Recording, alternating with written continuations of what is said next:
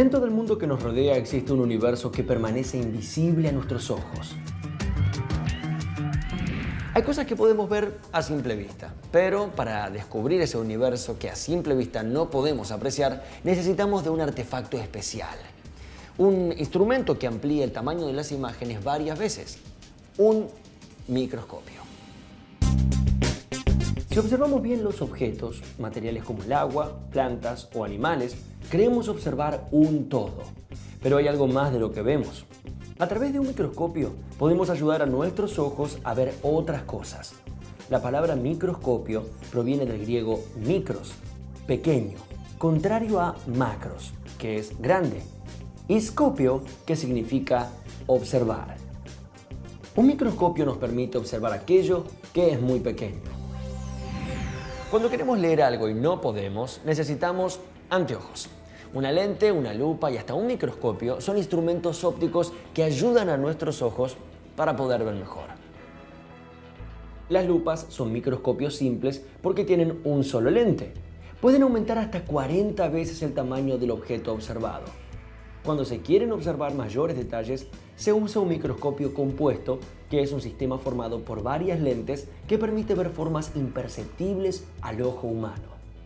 Para que un objeto pueda observarse mediante un microscopio compuesto, debe ser casi transparente. En estos aparatos, la luz ilumina desde abajo y pasa a través del objeto observado. Por eso, la muestra debe ser muy delgada.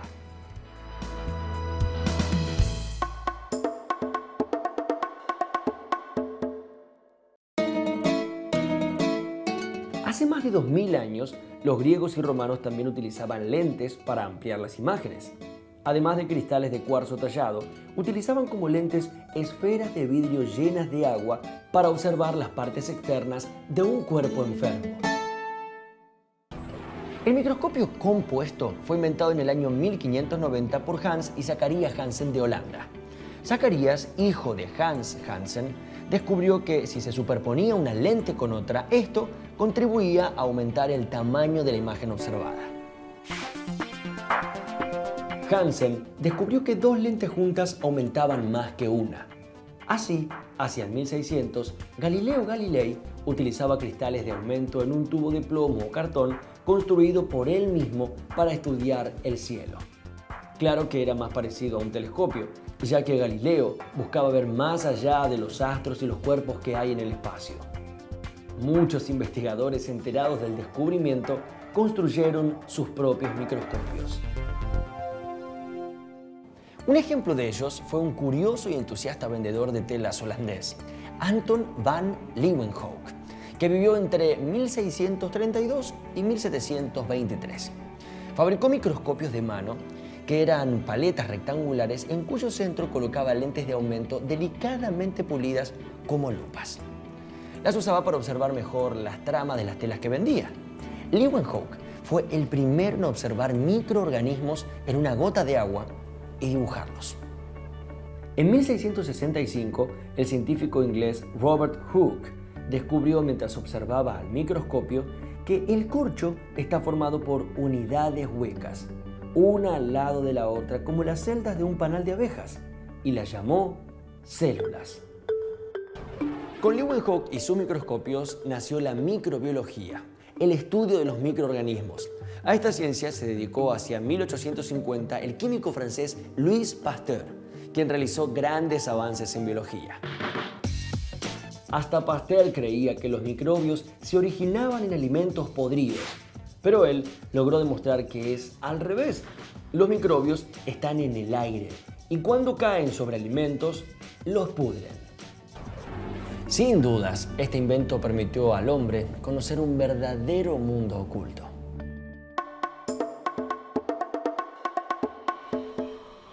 Bueno, vamos a comenzar esta charla recordando el concepto de poder de resolución.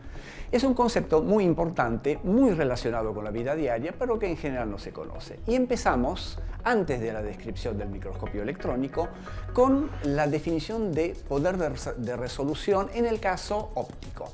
Nosotros todos leemos normalmente, observamos dibujos, observamos televisión, y en realidad el concepto de poder de resolución está incorporado, aunque no lo conocemos. El ejemplo típico es este. Leemos a 30 centímetros normalmente de distancia. Vemos un dibujo a 30 centímetros de distancia, que es una magnitud que se llama distancia de visión distinta. Y la pregunta es esta: ¿cuál es el mínimo detalle que yo puedo observar, distinguir a 30 centímetros, de tal manera que se vea efectivamente definido como un único detalle? Un ejemplo de poder de resolución es este. La regla milimetrada que tenemos todos los días en el trabajo está dividida en milímetros. Por lo tanto, podemos decir, el milímetro lo vemos. Nuestro poder de resolución ciertamente es mejor que ese milímetro. Algunas reglas tienen incluso el medio milímetro, una rayita más pequeña. La vemos a 30 centímetros, ¿no es cierto? Nuestro poder de resolución es mejor que medio milímetro. Y la pregunta es esta: ¿hasta cuánto podemos subdividir ese milímetro de tal manera de seguir viendo rayitas? Muy bien, entonces si queremos superar esa limitación del ojo y ver detalles más pequeños que esa décima de milímetro, tenemos que recurrir ya a un instrumento. El más simple es la lupa, es el microscopio óptico más simple. La lupa es una lente convergente que me permite superar esa limitación que tiene el ojo de la décima de milímetro. Una combinación de lentes convergentes es lo que conocemos hoy como microscopio óptico. Existe una gran variedad de microscopios ópticos que ofrecen diferentes posibilidades, pero todos tienen en común una organización básica similar. Un microscopio está formado por una parte mecánica y una parte óptica. La parte mecánica ofrece el soporte o apoyo a la parte óptica. Consta del pie o base, el brazo que, según el modelo, puede balancearse o no, la columna que contiene las lentes y la platina, que es una especie de plato con un orificio en el centro que deja pasar la luz. Allí se apoya la muestra. La parte óptica consta de dos tipos de lentes. La primera es la lente ocular, donde el observador coloca el ojo. A veces hay dos oculares y entonces el microscopio es binocular. Pero si solo consta de una lente ocular, el microscopio es monocular. El otro tipo de lentes son las objetivos. Están cerca del objeto o muestra a observar. Esta lente aumenta el tamaño de la muestra y el ocular, a su vez, aumenta el tamaño que da el objetivo.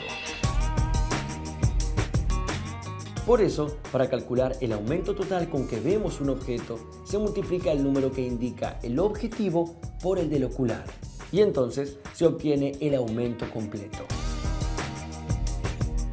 El número de objetivos depende del tipo de microscopio, pero generalmente tiene 3 o 4 que se hallan montados en un disco giratorio llamado revólver.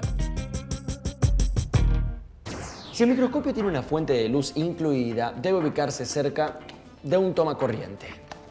Los microscopios sin fuente de luz incluida poseen un espejo que refleja la luz proveniente de una fuente luminosa cercana.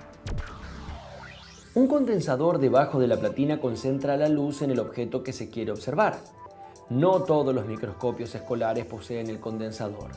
El paso de la luz se regula con el dispositivo ubicado también debajo de la platina llamado diafragma, que es un orificio de tamaño regulable y posee una palanquita que permite que se cierre o se abra totalmente.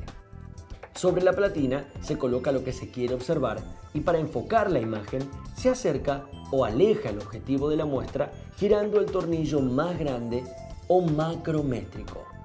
Cuando la imagen aparece, se mejora su nitidez moviendo el tornillo pequeño o tornillo micrométrico. El microscopio, inventado hacia el 1600, es un instrumento que nos permite observar objetos que son demasiado pequeños para ser percibidos a simple vista. Repasemos las partes que lo componen. El sistema mecánico está constituido por una base o pie, la columna que sostiene las lentes y la platina que permite el paso de la luz. El sistema óptico comprende dos tipos de lentes, la lente ocular y la del tipo objetivo. Su función es aumentar el tamaño de la muestra a observar. Y por último, vemos el sistema de iluminación que a través del condensador y el diafragma permite reflejar, transmitir y regular la cantidad de luz necesaria para efectuar la observación a través del microscopio. Para hacer nuestras primeras experiencias del uso del microscopio y aprender cómo se utiliza vamos a leer el diario. En realidad vamos a utilizar un pedacito de diario. Primero se coloca una gota de agua en el portaobjetos o vidrio rectangular que se utiliza en estos casos y se apoya en él un pedacito del recorte del diario. Se coloca el portaobjetos sobre la platina y se lo sujeta con los ganchos. Se gira el revólver para colocar la lente objetivo de menor aumento. Siempre es conveniente empezar con el menor aumento para tener una imagen completa. Se mueve el espejo hacia la luz hasta que, al mirar por la lente ocular, se vea bien iluminado el campo óptico o círculo de la lente ocular. Mientras se mira de costado el objetivo, se debe mover el tornillo macrométrico y se acerca dicha lente al preparado lo más posible, sin golpear la muestra con el objetivo a medida que baja. Para mejorar la nitidez de la imagen observada, se hace girar muy despacio el tornillo micrométrico. Al mirar la letra por el microscopio, observaremos que la imagen se forma invertida. Cuando el objeto a observar es muy pequeño, es necesario pasar a ver con una lente objetivo de mayor aumento o aumentar el ocular cambiándolo por otro. Pero no se saca el preparado, porque si no, se desenfoca. Solamente se gira el revólver para posicionar la otra lente objetivo con mayor aumento y se mueve el tornillo macrométrico para que baje la platina. Así se vuelve a ajustar el enfoque. Hasta estar entrenados en el uso del microscopio es conveniente hacer varios preparados sencillos. Por ejemplo, una gota de agua de un charco. En este caso, es necesario colocar por encima un delgado vidrio llamado cubreobjetos. El cubreobjetos apresa la muestra a observar o impide que el objetivo se introduzca en ella, la derrame o destruya. Las burbujas al microscopio se observan como bolitas de borde grueso, casi como bolitas de acero muy brillantes. Distorsionan la imagen.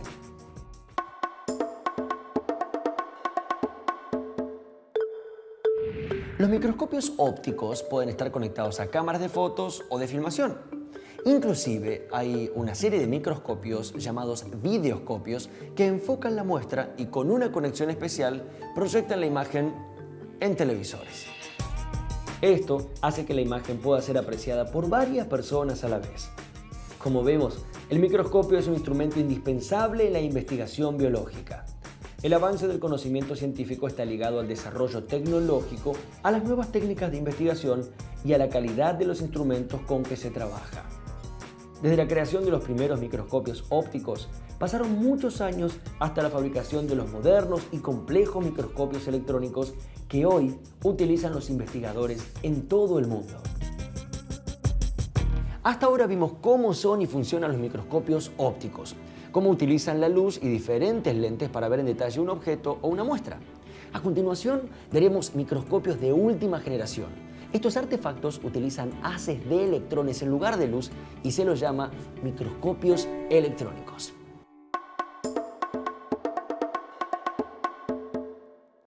¿Por qué vemos cosas en estos microscopios que en los ópticos nos resulta mucho más difícil o hasta a veces imposible? Una de ellas es por el poder de resolución que tienen estos equipos. Y los microscopios ópticos de hace 150 años en realidad resolvían ya lo que resuelven los microscopios ópticos de hoy en día. Con esto se quiere decir que la limitación en el poder de resolución de un microscopio óptico no está dado por la construcción, la manufactura de mejores o peores microscopios. La limitación ahora de un microscopio óptico está dada por la física. Todos sabemos que la luz es una onda electromagnética que se propaga en el espacio a la velocidad de la luz, cuya longitud de onda es del orden del micrón. Y acá definimos esta nueva cantidad. Micrón, millonésima de milímetro. Entonces, el poder de resolución de un microscopio óptico aún moderno está dado por la física, está dado por la longitud de onda de la luz con la cual estamos observando. Las bacterias, microorganismos que fueron estudiados desde el año 1700 tienen dimensiones del orden 10-20 micrones y efectivamente entonces se pudieron observar desde hace 200-300 años. Ahora, si queremos observar la naturaleza en otra escala, por ejemplo la de los virus ya tienen dimensiones mucho más pequeñas que ese micrón o medio micrón. Entonces ahí sí es necesario recurrir a instrumentos que me permitan obtener imágenes, pero no utilizando luz. La luz ya cumplió su misión. Con la longitud de onda de medio milímetro, micrón o un micrón, ya nos pone un límite. Tenemos que diseñar instrumentos en base a otra radiación que no sea luz. Y esta es entonces la generación de microscopios electrónicos. Cuando la longitud de onda de la luz no alcanza para distinguir dos objetos, usamos la radiación de los electrones. ¿Cómo se generan estos electrones? Bueno, en el extremo superior de todo microscopio electrónico hay un filamento de tungsteno que al hacerle circular corriente genera electrones. Estos electrones son acelerados a través de una columna a un kilovoltaje alrededor de los 25 kilovolts e interactúan con la muestra. Al interactuar con la muestra se generan una determinada cantidad de señales, entre ellas las que llamamos los electrones secundarios. Los electrones secundarios se generan en la parte superior de las muestras, por lo que nos dan información sobre la topología de la muestra. ¿Cómo hacemos que estos electrones recorran la columna del microscopio? Bueno, hay una serie de lentes magnéticas, que no dejan de ser bobinas, que obligan a los electrones a mantener una determinada trayectoria hasta que llegan e interactúan con la muestra. Al tener una longitud de onda mucho menor que la de la luz, hace que el poder de resolución, es decir, esa capacidad de que dos puntos sean efectivamente dos puntos y no uno solo gordo, sea mayor. Otra ventaja que tienen los microscopios electrónicos de barrido es lo que llamamos la profundidad de campo y la profundidad de foco, y es la capacidad de tener puntos a distintas alturas, todos en foco. Entonces, cuando uno ve, por ejemplo, una superficie de fractura, puede ver los puntos que están más arriba y los puntos que están por debajo, las crestas y los valles de una fractura. La imagen se proyecta en una pantalla como la de un televisor o de una computadora. Los microscopios electrónicos también sufrieron cambios y evolucionaron. Pasaron de ser enormes artefactos que ocupaban una habitación completa hasta ser equipos de mesa conectados a las computadoras. Los mejores microscopios ópticos aumentan casi 2000 veces las imágenes. En cambio, un microscopio electrónico supera el 1.000.000 de veces de aumento. Esta enorme capacidad de aumento permite conocer en detalle, por ejemplo, las estructuras celulares. Mientras que el microscopio óptico ofrece una imagen plana, algunos microscopios electrónicos, denominados de barrido, producen imágenes tridimensionales. Los microscopios electrónicos no solo multiplican el tamaño de las imágenes, sino también multiplican nuestra posibilidad de aprender.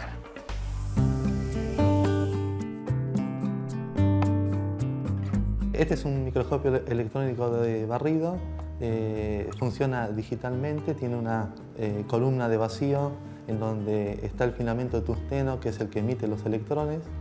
En esa columna van las muestras en la platina, y cuando el equipo entra en vacío se enciende el filamento. Esos electrones son captados por un detector de electrones secundarios, que es la unidad que manda la señal al monitor para observar las muestras. Otra señal la manda al CPU para guardar las imágenes digitalmente, y una tercera vía es con la máquina de fotos para rollos de 120 milímetros para hacer fotos de tipo analógica. El microscopio sirve para hacer trabajos de apoyo de investigación, desde un caracol hasta un grano de polen y de diversos materiales biológicos. También se usa en geología para ver cristales, y también para otros materiales que no son biológicos, como ser telas carbonadas, metales, agujas. Las muestras tienen que estar secas y se metalizan. El procesamiento es, se llevan a un metalizador, que se hace una cubierta de oro paladio, y de esa manera los electrones, cuando chocan con la muestra, rebotan y dan una señal que es detectada por el detector de electrones secundarios. Hay microscopios que funcionan de bajo vacío, que funcionan sin metalizar las muestras, que son microscopios ambientales, pero el nuestro, que es un microscopio de alto vacío, requiere que las muestras estén metalizadas. Muy pocas veces se trabaja con alguna muestra no metalizada, en el caso de algún fósil, porque bueno, no se puede, si queda cubierto con esa cubierta de oro paladio, digamos, el material se arruina, y como son exclusivos, son piezas únicas, digamos, no se pueden deteriorar, ¿no? O sea, hay material de colección que hay muchos ejemplares y se puede seleccionar alguno para metalizarlo y se tiene el resto para otros estudios. Pero en el caso de los fósiles, a veces se ve sin metalizarlos, pero los electrones cuando chocan con la muestra tiene que ser metálica para dar una buena señal, si no, no dan una buena señal. Como acabamos de ver, existen dos tipos de microscopios electrónicos: el de barrido, también denominado scanning, y el de transmisión. La característica principal de los microscopios electrónicos es que usan haces de electrones para formar una imagen y no luz, como en el caso de los microscopios ópticos. Esto les permite tener una mayor profundidad de campo de las muestras a observar. En el caso de los microscopios de barrido, la muestra debe ser recubierta con una capa de metal delgado para ser barrida con electrones que son enviados desde un cañón. Estos microscopios solo pueden ofrecer imágenes en blanco y negro, puesto que no utilizan la luz. Un detector mide la cantidad de electrones enviados que arroja la intensidad de la zona de muestra, siendo capaz de mostrar figuras en 3 dimensiones proyectadas en una imagen de TV. Por su parte, el microscopio electrónico de transmisión emite un haz de electrones dirigido hacia el objeto que se desea aumentar. Una parte de los electrones rebotan o son absorbidos por el objeto y otros lo atraviesan formando una imagen aumentada de la muestra. El objeto observado puede ser visto hasta 1.000.000 de veces más grande que su tamaño original. Este avance tecnológico fue acompañado por el desarrollo de otras ramas de la ciencia, la física y la química. La física mejoró la calidad de las lentes utilizadas en los microscopios ópticos y en el sistema de transmisión de electrones que permiten formar las imágenes. La química desarrolló diversas sustancias colorantes que son utilizadas para teñir las muestras a observar. Esto permite diferenciar mejor las estructuras internas de las células que, en general, son incoloras. Con los actuales microscopios electrónicos se pueden observar a las células en 3 dimensiones, analizar en detalle sus estructuras internas e interpretar a partir de sus observaciones lo que ocurre en su interior.